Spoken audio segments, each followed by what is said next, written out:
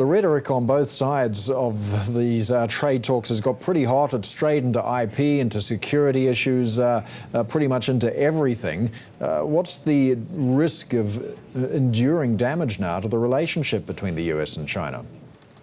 Well, I think it's clear that the relationship is never going to be quite the same as it was before. I think both countries recognize that there needs to be a very significant recalibration, sort of new rules of engagement of how we deal with trade, how we deal with national security, how we deal with law enforcement and other issues. And so there's really quite a lot that needs to be sorted out between the two countries. So you will be in Washington on the 10th of October. What is the realistic best outcome that we can hope for this time around? Well, I think to assess this, we need to think about what are the issues being negotiated and what is the broader context for the negotiations.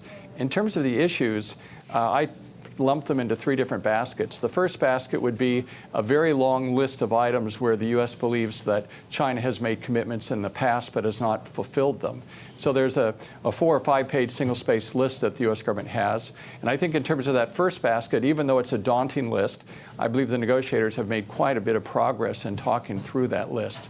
The second basket of issues would be areas where China has not made any commitments, but it's the view of the United States that the world has changed since China negotiated its WTO accession, and certain existing commitments are just not fair anymore. For example, China's internet companies are allowed to do quite a bit of business in the U.S., but American internet companies are largely blocked from doing the same things in China. So these things are just regarded as not fair, not reciprocal, and I think the U.S. believes that these things need to be negotiated.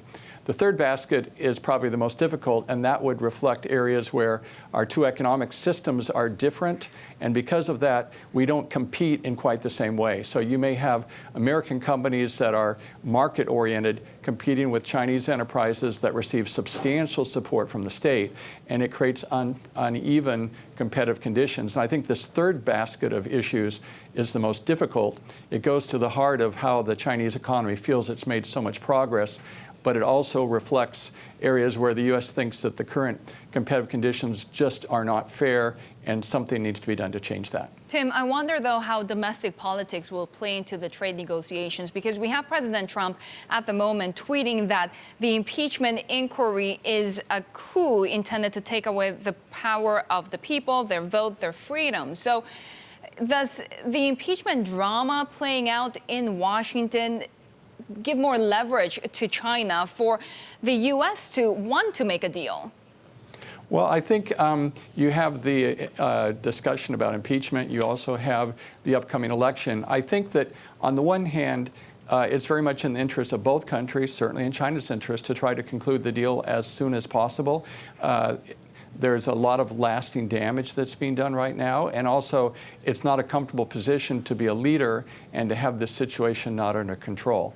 On the other hand, the Chinese might think that as they get closer to the election, perhaps President Trump will feel a need for a deal and will soften his position in some areas. So I think there is some interest on the part of China to wait and see a little bit.